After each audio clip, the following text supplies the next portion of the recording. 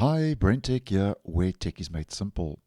So just a quick video to show you how you can create a new Microsoft 365 Office document without having to use Microsoft 365 in your web browser or the app on your desktop as an example. Now this is according to Walking Cat over on X, and there are 6 domains which I'll leave down below for easy access and reference in the description.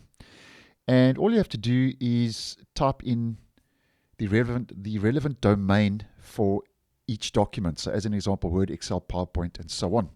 Now I'm just going to demonstrate using Word and PowerPoint, but I'm sure you'll get the general idea. So head into your web browser. What we need to do is we just need to type in word.new.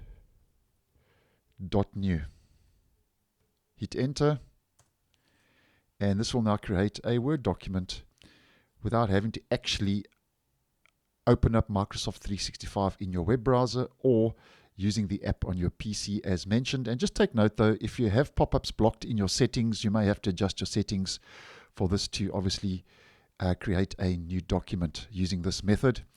And then the next one, as mentioned, we're just going to use PowerPoint. So heading back, we're just going to type in powerpoint.new.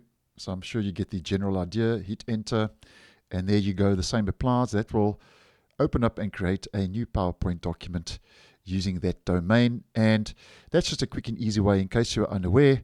And I actually think this is a nice little kind of tweak to know about. And I'll leave all those domains, all 6 of them, down below for easy access and reference if you would be interested. So thanks for watching, and I'll see you guys in the next one.